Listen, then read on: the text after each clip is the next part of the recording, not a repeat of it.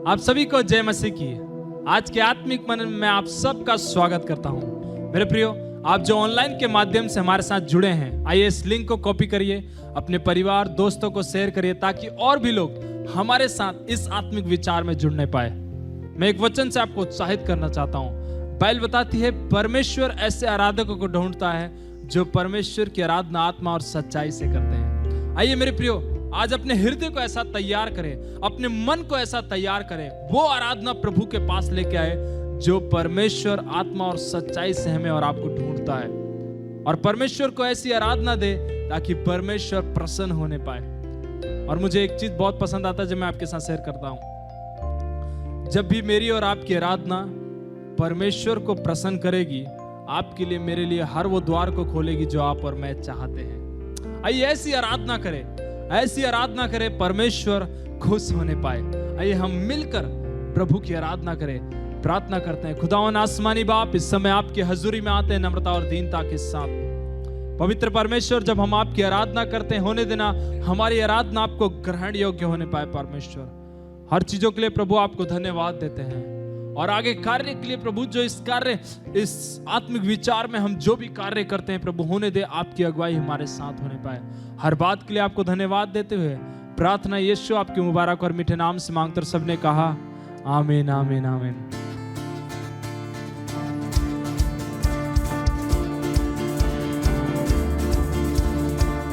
मेरे मन यहोवा को धन्य धन्य कहो, मेरे मन यहोवा को धन्य धन्य कहो। वही तेरे अधर्मों को क्षमा करता है, तेरे सब रोगों को चंगा करता है। वही तेरे अधर्मों को क्षमा करता है, तेरे सब रोगों को चंगा करता है। Hallelujah, hallelujah. वही तो तेरे प्राण को नाश होने से बचाता है। मेरे मन यहोवा को धन्य धन्य कहो। आइए गाएंगे, मेरे मन यहोवा को। दाऊद की नाई बोलेंगे, ओ सदा करूंगा, हालेलुया, सदा मैं सेवा करूंगा। मुझे बचाया प्रभु ने, सदा मैं स्तुति करूंगा। मेरे मन यहोवा को धन्य धन्य कहो,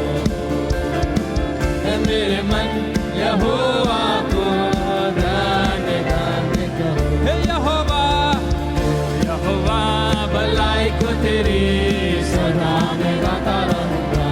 हे यहोवा, यहोवा, भलाई को तेरी सदा मैं गाता रहूंगा।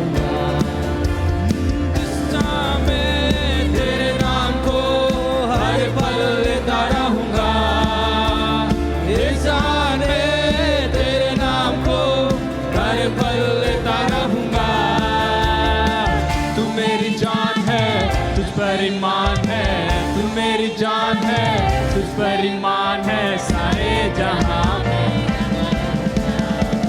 यहोवा, भलाई को तेरी सदा मैं गाता रहूंगा।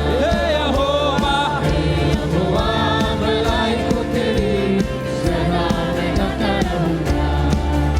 अरे धूल से उठाकर चट्टान पे मुझको खड़ा किया,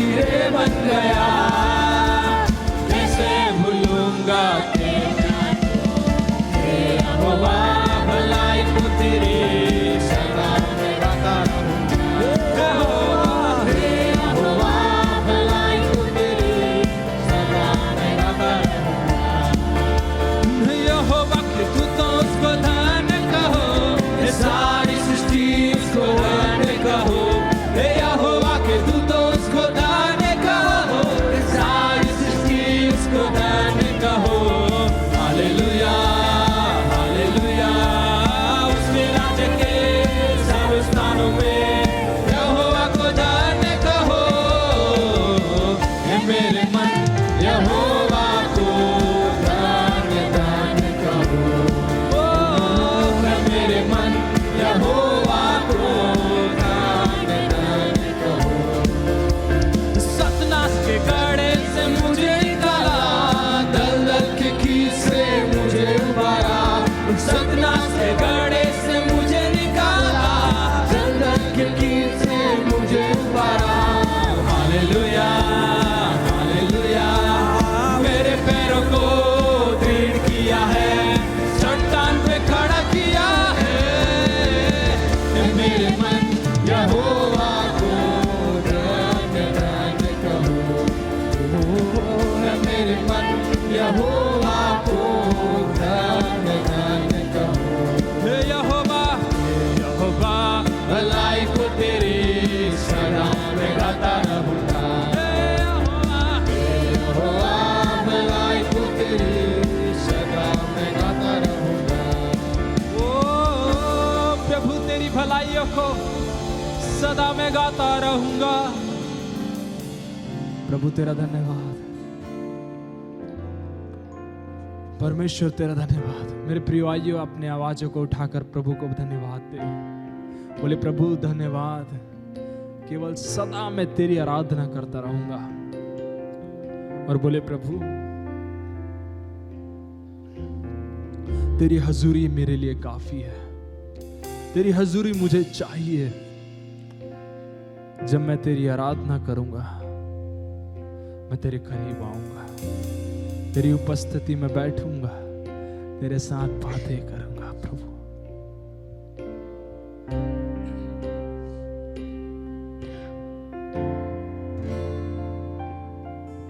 हजूरी तेरी चाहिए, हजूरी तेरी चाहिए। आइए गाइए। हजूरी तेरी चाहिए, हजूरी तेरी चाहिए। तेरे बिन मैं किसकी स्तुति करूं? तेरे बिन मैं किसको बचाऊं? प्रभु तेरे बिन मैं किसकी स्तुति करूं? तेरे बिन मैं किसकी स्तुति करूं? केवल तेरी आराधना करूंगा। तेरे बिन मैं किसको बचाऊं? आइए। हजूरी तेरी चाहिए, हजूरी तेरी चाहिए। यीशुआ हजूरी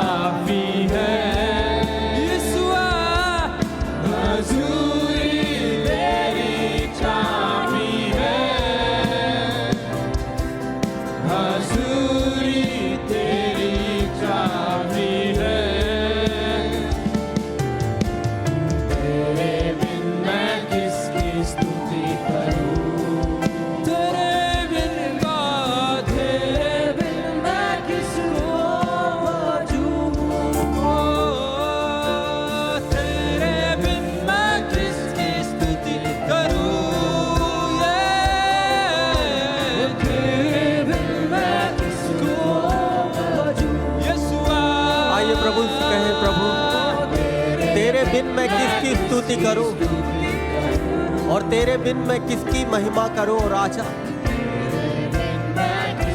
और हम जानते हैं राजा तू महान और सामर्थी परमेश्वर है प्रभु जी।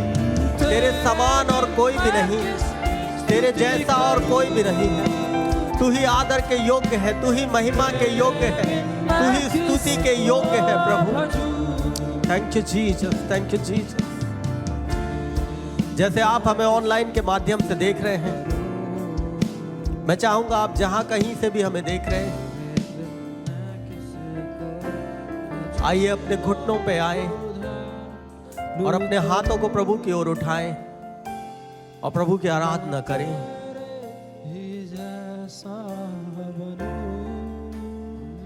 आप जहां से भी हमें देख रहे हैं, आइए अपने हाथों को उठाएं और प्रभु की आराधना हमारे साथ करें।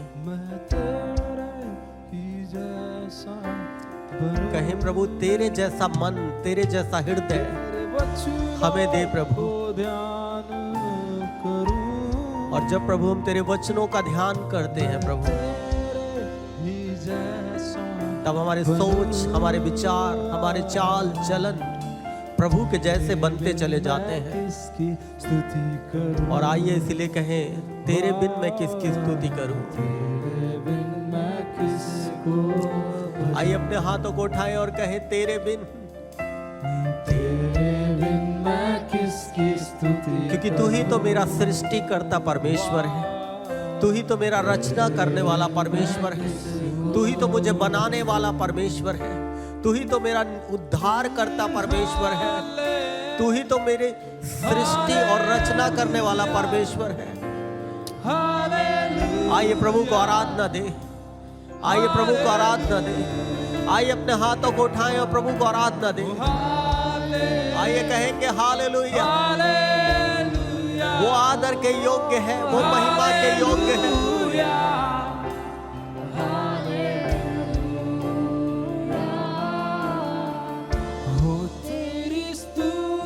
उसकी स्तुति और उसी की आराधना हो करता हूँ मैं तुझसे प्रार्थना। आइए प्रार्थना रूपी प्रभु की आराधना करें महिमा से तेरी और कहे प्रभु महिमा से उस जगह को भर दे जिन जिन घरों से आप देख रहे हैं, जिन जिन स्थानों से आप देख रहे हैं, जिन जिन जगहों से आप हमें देख रहे हैं।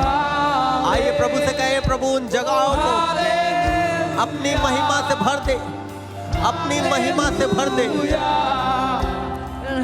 वो अपनी महिमा से उन स्थानों को भर देगा, उन जगहों को भर देगा। आइए अपने हाथों को उठाएं और प्रभु की आराधना करें। वो आपको आपके जीवन में आशीषों को दे रहा है, वो आपको आपके जीवन में छुटकारे को दे रहा है, वो आपको आपके जीवन में चंगाइयों को दे रहा है, क्योंकि वो उन स्थानों को महिमा से भर रहा है जहां से भी आप हमें देख रहे हैं। आइए प्रभु की आराधना करें।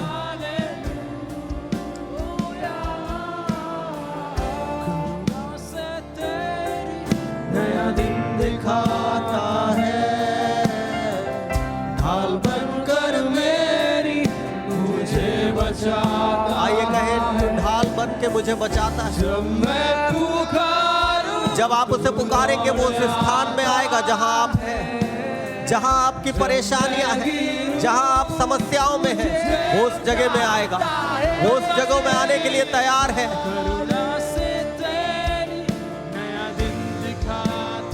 और जब आप उसे पुकारते हैं, ढाल बनकर आइए पूरे हृदय से उसे पुकारे। वो ढाल बन के आपके पास आ रहा है। जब मैं पुकारूं तू दौड़ाता है, जब मैं गिरूं मुझे वो आपको थामने के लिए, आपको उठाने के लिए, आपको हिम्मत देने के लिए, आपको हौसला देने के लिए वो आपके पास है। आइए उसकी आराधना करें।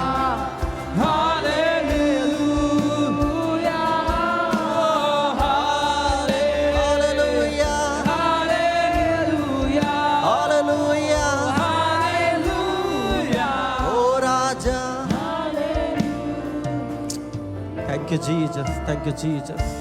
प्रभु हम आपका धन्यवाद करते हैं राजा।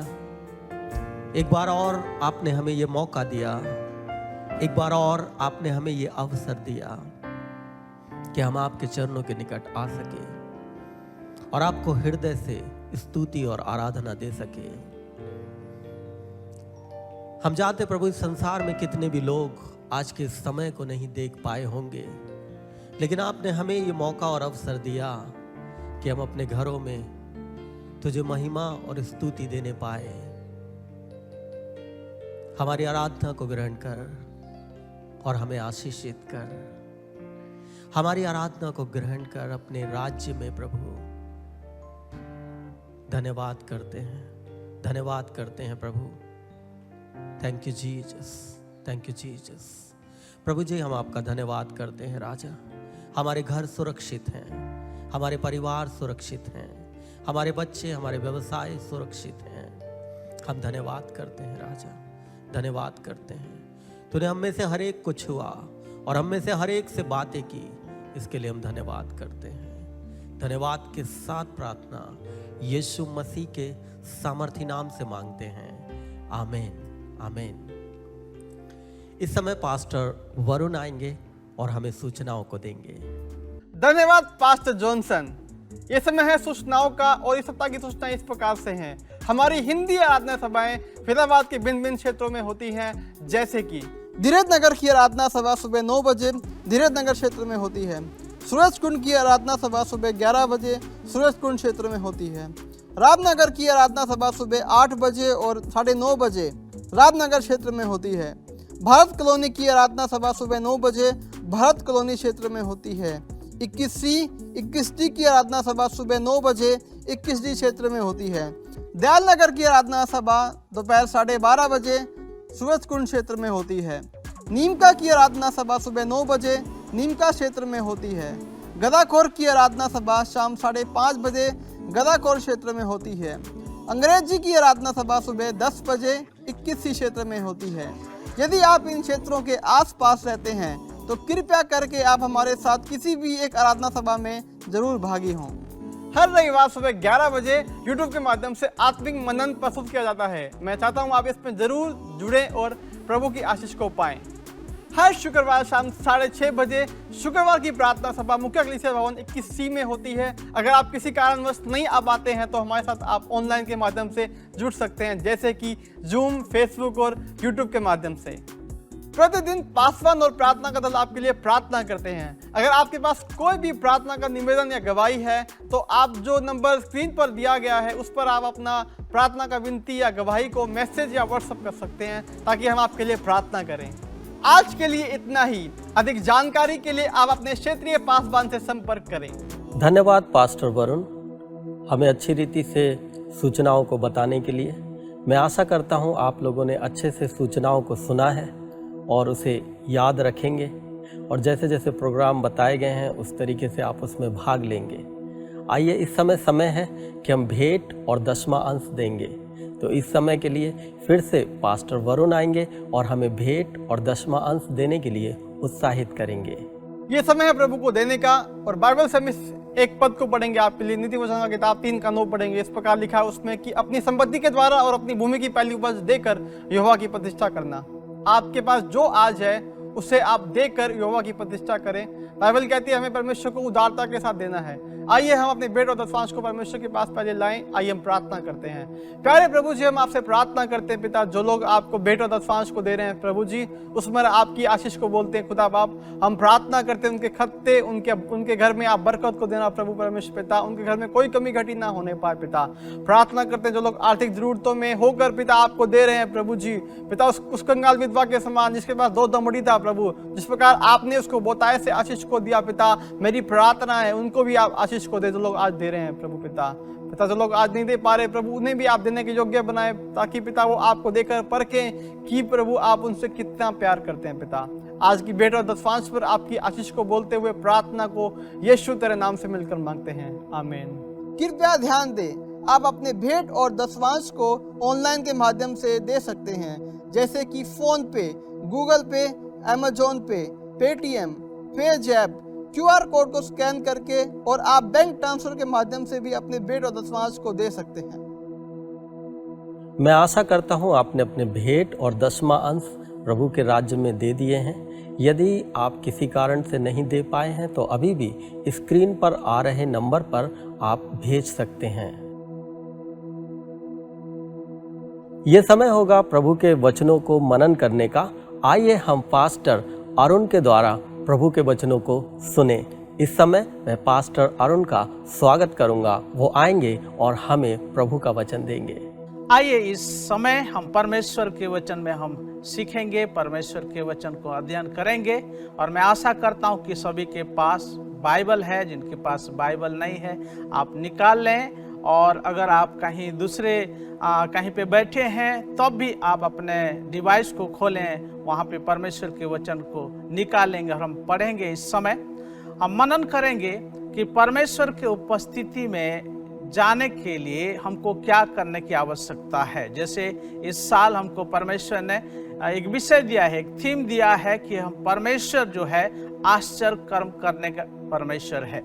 आश्चर्य कर्म करते हैं परमेश्वर, लेकिन परमेश्वर के नजदीक हमको जाने की जरूरत है, परमेश्वर के पास हमको जाने की जरूरत है। आइए मेरे साथ परमेश्वर के वचन भजन संहिता उसके 24 उसके 3 और 4 आयत को हम पढ़ेंगे। वहां पे लिखा है, यहोवा के पर्वत पर कौन चढ़ सकता है और उसके पवित्र स्थान में कौन खड़ा हो सकता है। 4 आयत में लिखा है, जिसके काम निर्दोष और हृदय शुद्ध है, जिसने अपने मन को व्यर्थ बात की ओर नहीं लगाया और ना कपट से शपथ खाई है। मेरे प्रियो, आज इस वचन हमको उत्साहित करता है। पहले 3 आयत में लिखा है कि कौन परमेश्वर के उपस्थिति में, वहां पे पर्वत जरूर लिखा हुआ है, पर्वत लिखा हुआ है, कौन चढ़ सकता है। लेकिन यहाँ हमको ये सोचना, ये समझना है कि परमेश्वर के उपस्थिति में कौन जा सकता है, परमेश्वर के उपस्थिति में कैसे लोग जा सकते हैं। जरूर हम विश्वासी हैं, हम सोचते हैं कि हम जा सकते हैं, हम सोचते हैं कि हम पवित्र हैं, हम यीशु मसीह को विश्वास करने के द्वारा हम पवित्र हैं और हम जा सकते हैं। लेकिन हम अपने आप को जांचें, इस वचन के आगे हम अपने जीवन को जांचें कि कौन, परमेश्वर के वचन यहाँ पे लिखा है, कौन परमेश्वर के पवित्र स्थान में जा सकता है। और जब हम पवित्र स्थान में परमेश्वर की उपस्थिति में नहीं जाएंगे तब परमेश्वर का आश्चर्य कर्म हम नहीं देख पाएंगे हमारे जीवन में और हमारे परिवार में। कहीं भी हम परमेश्वर के आश्चर्य कर्म को नहीं देख पाएंगे। 4 आयत में हम वहां पे सीखते हैं कि कैसे लोग परमेश्वर के पवित्र स्थान में या उस पवित्र उपस्थिति में परमेश्वर की जा सकता है। पहला बात को हम सीखेंगे, वहां पे लिखा है, जिसके काम निर्दोष, जिसके काम निर्दोष है। इस निर्दोष, जो परमेश्वर के वचन हमको उत्साहित करता है कि अपने आप को निर्दोष, अपने काम को निर्दोष साबित करने की जरूरत है। इससे पहले कि इसको और थोड़ा समझें, याकूब की पत्री उसके 4 अध्याय उसके 8 आयत को हम पढ़ेंगे और उसके बाद इसको हम देखेंगे। याकूब उसके 4 अध्याय 8 आयत में लिखा है, परमेश्वर के निकट आओ, वो भी तुम्हारे निकट आएगा। हे पापियों, अपने हाथ शुद्ध करो और हे दुचित्ते लोगों, अपने हृदय को पवित्र करो। परमेश्वर के निकट आने की बात यहाँ भी कहा गया है, अपने आप को शुद्ध करने की बात यहाँ भी कहा गया है। परमेश्वर के पास जाने से पहले अपने आप को शुद्ध करना है, अपने आप को तैयार करना है, क्योंकि परमेश्वर पवित्र है। फिर से हम वापस आते हैं भजन संहिता उसके 24 उसके 4 आयत में। पहला बात को हमको सीखना है, जिसके काम निर्दोष है।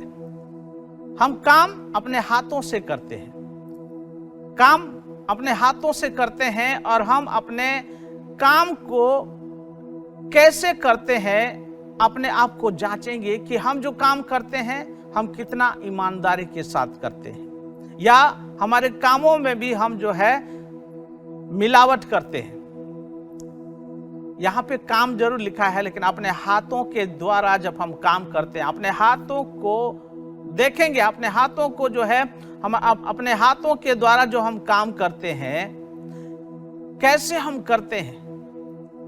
इन हाथों के द्वारा परमेश्वर चाहते हैं कि हम परमेश्वर की आराधना हम आत्मा और सच्चाई के साथ करें। इन हाथों के द्वारा परमेश्वर की महिमा मिलना चाहिए। लेकिन यहाँ पे हमको सीखना है कि निर्दोष है या नहीं है, हमारे हाथ हमारे काम निर्दोष है या नहीं है। कहीं हम मिलावट तो नहीं करते हैं, कहीं हम दूसरों को देखा देखी अपने जीवन को मिलावट के जीवन तो नहीं जीते हैं। हम अपने काम, जो भी जिम्मेदारी आपको मिला है, उस कामों में, उस जिम्मेदारी में आपको विश्वास के रहना है और ईमानदारी के साथ जो परमेश्वर को सही लगना चाहिए, जो आप काम करते हैं, जो भी आप ड्यूटी करते हैं, जहां भी आप रहते हैं, वहां पे आप अपने काम को निर्दोष साबित करना है।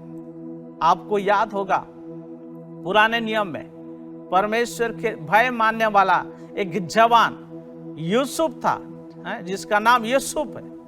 वो कैसे भय मानता था, उनके हर काम ईमानदारी के साथ वो करता था, वो परमेश्वर का भय मानता था, इसीलिए वो निर्दोष था। निर्दोष हम लोगों को दिखाने के लिए नहीं, निर्दोष हम हमारे बॉस को खुश करने के लिए नहीं, लेकिन परमेश्वर के उपस्थिति में, परमेश्वर के सामने आप अपने आप को निर्दोष रखना है। क्योंकि परमेश्वर से हम छिप नहीं सकते हैं, मनुष्य से हम छिपते हैं। हम मनुष्य से हम छिपकर बहुत सारे ऐसे गलत काम करने के लिए सोचते हैं, करते भी हैं। लेकिन मेरे प्रियो, परमेश्वर आपको, आपके जीवन को देख रहे हैं। आप कैसे काम करते हैं, हम कैसे काम कर रहे हैं, कितने ईमानदार हैं, कितने हम निर्दोष पाए जाते हैं हमारे कामों में, परमेश्वर हमको देख रहे हैं। लेकिन आज हमको परमेश्वर की उपस्थिति में जाने के लिए, परमेश्वर की आशीष को पाने के लिए, परमेश्वर की आश्चर्य कर्म हमारे जीवन में, हमारे परिवार में पाने के लिए, देखने के लिए, अपने कामों को पहले निर्दोष करना है, निर्दोष साबित करना है। इसलिए हमको परमेश्वर के उपस्थिति में हो सकता है कि हम नहीं जा पाते हैं। क्यों? क्योंकि हम कई बार गलती करने की वजह से, कई बार हम मिलावट जीवन जीने की वजह से हम परमेश्वर की उपस्थिति में नहीं जा पाते हैं, परमेश्वर की नजदीकता में नहीं जा पाते हैं। लेकिन आज मैं आपको उत्साहित करना चाहता हूं, आप अपने जीवन में अगर आश्चर्य कर्म को देखना चाहते हैं तो परमेश्वर के नजदीक आइए, और नजदीक जाने से पहले अपने कामों को देख लें, जांच लें कि वो काम निर्दोष है या नहीं है। अगले बात को हम देखेंगे, 4 आयत को हम जब पढ़ रहे हैं, यहाँ पे फिर लिखा हुआ है, यहोवा के पर्वत पर कौन चढ़ सकता है और उसके पवित्र स्थान में कौन खड़ा हो सकता है, जिसके काम निर्दोष है। पहला बात को हमने देखा। दूसरे बात है, हृदय से शुद्ध है। हृदय उनका शुद्ध होना चाहिए। अपना मन का विचार कैसा है, दूसरे के प्रति आपका सोच विचार कैसा है। परमेश्वर के वचन हमको हमेशा याद दिलाता है कि आपको, अपने आप को जैसे आप प्रेम रखते हैं, दूसरों को भी, अपने पड़ोसी यानी दूसरों से भी इतना प्रेम करने की बात को कहते हैं। ये परमेश्वर की आज्ञा है। और हम ये सोच या ये विचार हमारे मन में नहीं होने की वजह से आज हम अपने आसपास, अपने आसपास पड़ोसी या फिर दूसरे कहीं भी देख सकते हैं, आज एकता नहीं है। एक दूसरे को कोई नहीं समझता है, एक दूसरे के प्रेम को कोई, एक दूसरे को प्रेम नहीं कर पा रहे। क्यों? क्योंकि ये परमेश्वर की आज्ञा को लोग नहीं मान पा रहे। हमारे हृदय शुद्ध होना चाहिए, साफ होना चाहिए, और हमारा विचार सही होना चाहिए, शुद्ध होना चाहिए। हम दूसरे के प्रति हम कड़वाहट रखते हैं, दूसरों को हम जलन रखते हैं क्योंकि वो आगे बढ़ रहा है। लेकिन परमेश्वर नहीं चाहते हैं कि हम दूसरे के प्रति कड़वाहट रखें और दूसरे के प्रति नफरत करें। ये सब बातें परमेश्वर नहीं चाहते हैं। और इसीलिए हम परमेश्वर की उपस्थिति में जाने से वंचित हैं, परमेश्वर की उपस्थिति में नहीं जा पा रहे हैं। कारण ये है कि हमारे विचार, हमारे अच्छा विचार नहीं होने के वजह से, हमारे हृदय साफ नहीं होने के वजह से हम परमेश्वर के उपस्थिति में नहीं जा पाते हैं और परमेश्वर के उपस्थिति में नहीं बैठ पाते हैं। और जब बैठते भी हैं, हम दूसरों को दिखाने के लिए बैठते हैं। हो सकता है आप दूसरों को दिखा रहे हैं, हो सकता है आप अपने भाई बहन या दूसरों को आप दिखाने के लिए ऐसे कर रहे हैं कि मैं परमेश्वर को जानता हूं या मैं परमेश्वर को नजदीक से जानता हूं, इसीलिए मैं रोज कलीसिया को आता हूं, परमेश्वर के पास जाता हूं, प्रार्थना करता हूं। दिखावा भी हो सकता है, लेकिन आज परमेश्वर आपके हृदय को देखकर, जांच कर वो जानते हैं। हम परमेश्वर को धोखा नहीं दे सकते हैं। परमेश्वर हमारे हर बात, हर चीज जानते हैं। हम जो सोचते हैं, हम जो करने के लिए पहले जब हम सोचते हैं, परमेश्वर वो भी जानते हैं। इसीलिए हृदय हमारा शुद्ध होना चाहिए, हमारा विचार सही होना चाहिए। जैसे मत्ती रचित सुसमाचार उसके 5 अध्याय उसके 8 आयत में लिखा है, धन्य है वे जिनके मन शुद्ध है, क्योंकि वे परमेश्वर को देखेंगे। हमारे मन शुद्ध होना चाहिए। अगर हम परमेश्वर को देखना चाहते हैं, परमेश्वर के उपस्थिति में हम जाकर परमेश्वर के आश्चर्य कर्म को देखना चाहते हैं, अपने मन को शुद्ध रखें, अपने हृदय को शुद्ध रखें, अपने विचार को शुद्ध रखें। तब परमेश्वर की उपस्थिति में आप जा सकते हैं। परमेश्वर के आश्चर्य कर्म को आप अपने जीवन में, आप अपने परिवार में देख सकते हैं। तीसरे बात को हम देखते हैं कि व्यर्थ बातें की ओर मन ना लगाएं, व्यर्थ बातों की ओर मन ना लगाएं। ये 4 आयत में लिखा है, 24 भजन संहिता 24 उसके 4 आयत में और उसके बी पार्ट में, दूसरे पार्ट में लिखा है, जिसने अपने मन को व्यर्थ बात की ओर नहीं लगाया। बहुत सारे ऐसे भाई बहन हैं जो अपने ऐसे मन को जो है वो परमेश्वर, जो प्रभु ने हमको अच्छा मन, अच्छा विचार दिया है, लेकिन हम अपने विचार को और कहीं लगा दिए हैं और कहीं कुछ दूसरा काम करने के लिए, दूसरा चीजों में हम व्यर्थ बातों की ओर मन लगाते हैं। लेकिन परमेश्वर चाहते हैं कि हम उसके वचन के प्रति, उसके व्यवस्था के ऊपर दिन रात हमको मनन करना चाहिए। भजन संहिता में भी लिखा है, 1 आयत में, 1 अध्याय में लिखा है कि हमको दिन रात, अगर हम सफल पाना चाहते हैं, अपने जीवन में सफलता को पाना चाहते हैं, तो परमेश्वर का वचन, जो व्यवस्था की पुस्तक, हमारे चित्त से नहीं उतरना चाहिए। हमको दिन और रात उस पर मनन करना चाहिए। लेकिन आज भाई बहन, और विशेष करके जवान भाई बहन भी है, जो अपने विचार को, अपने समय को, अपने टैलेंट को व्यर्थ बातें की ओर लगा दिए हैं, जिनके वजह से हम परमेश्वर की उपस्थिति से वंचित हैं, जिनके वजह से हम परमेश्वर के आश्चर्य कर्म हमारे जीवन में हम नहीं देख पा रहे हैं। मेरे प्रियो, परमेश्वर हर एक के जीवन में आश्चर्य कर्म करना चाहते हैं। आश्चर्य कर्म आपके परिवार में, आपके जीवन में करना चाहते हैं, लेकिन हम अपने विचार को, अपने पूरे समय को, जो परमेश्वर आपको टैलेंट दिया है, वो सब चीजों को हम व्यर्थ बातों में लगा दिए हैं। बहुत सारे ऐसे बातें, बहुत सारे ऐसे काम हैं जो परमेश्वर नफरत करते हैं, परमेश्वर नहीं चाहते कि हम करें, लेकिन आज सब लोग ऐसे व्यर्थ बातों की ओर, व्यर्थ समय को बिता रहे हैं। आप देख सकते हैं, घंटों भर बाकी चीजों में समय को गवा देते हैं, लेकिन परमेश्वर की उपस्थिति में नहीं आ पाते हैं। संसार की बंधन, बहुत शैतान की ऐसे चाल है जो लोग उसमें फंसे हैं, लेकिन परमेश्वर की उपस्थिति में नहीं बैठते हैं। एक क्षण बैठने से उनको लगता है कि मैं कहाँ बैठ गया। प्रार्थना नहीं कर पाते, परमेश्वर के वचन को मनन नहीं कर पाते हैं, ऐसे संगति नहीं कर पाते हैं, क्योंकि उनका मन, उनका जो विचार है कहीं और लग गया है। उनका मन नहीं लगता है परमेश्वर के वचन के प्रति, परमेश्वर के वचन को, परमेश्वर के लोगों के साथ संगति नहीं कर पाते हैं। सबोपदेशक में लिखा हुआ है कि तू जैसा करना चाहता है वैसे कर, ऐश कर या फिर जो मर्जी जैसे जीना चाहता है वैसे जी, लेकिन आखिरी में परमेश्वर सबका न्याय लेगा, लेखा लेगा।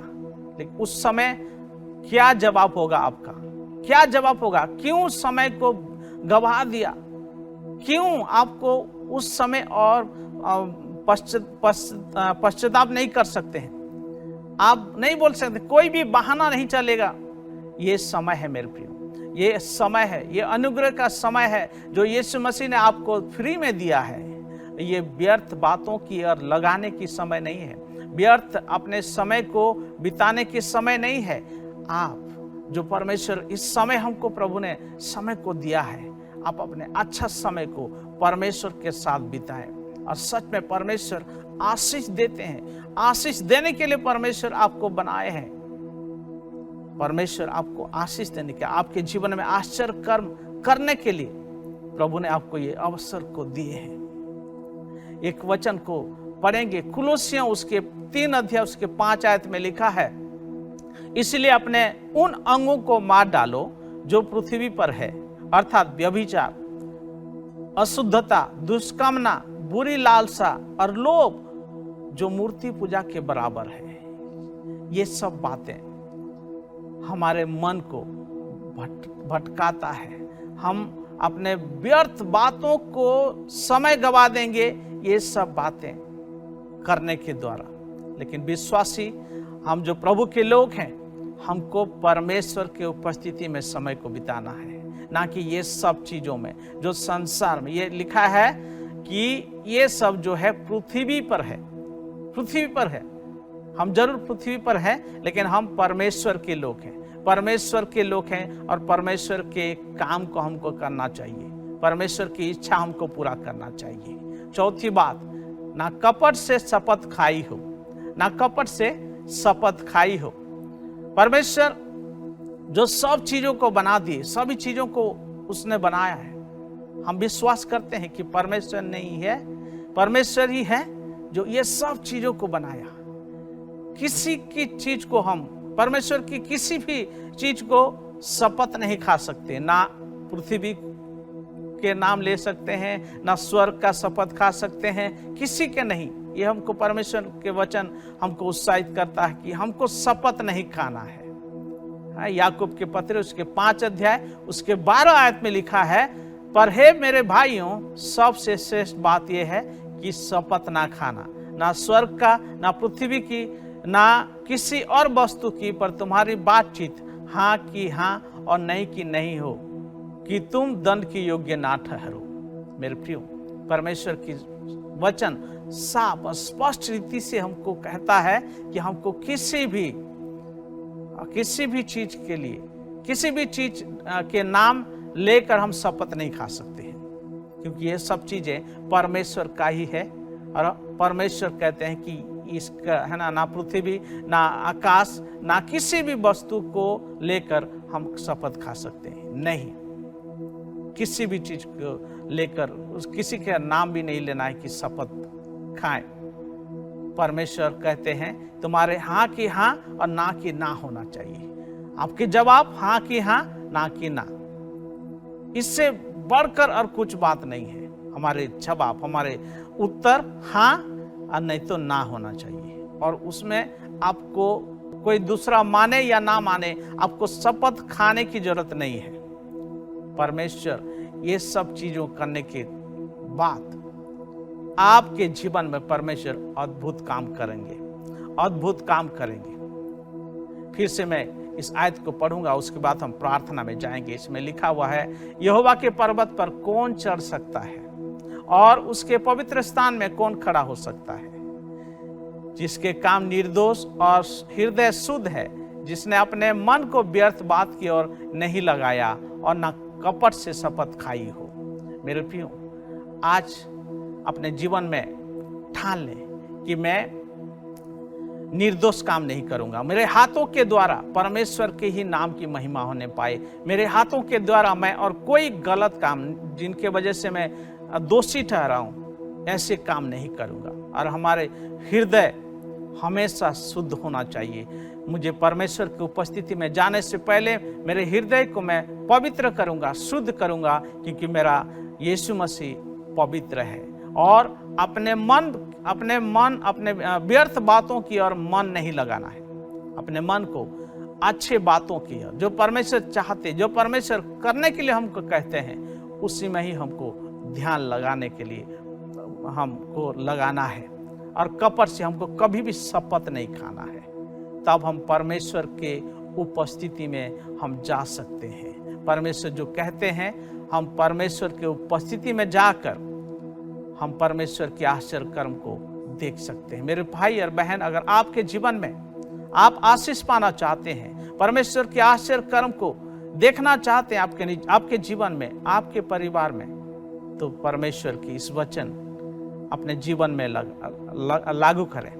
परमेश्वर आपको बहुत से आशीष देंगे।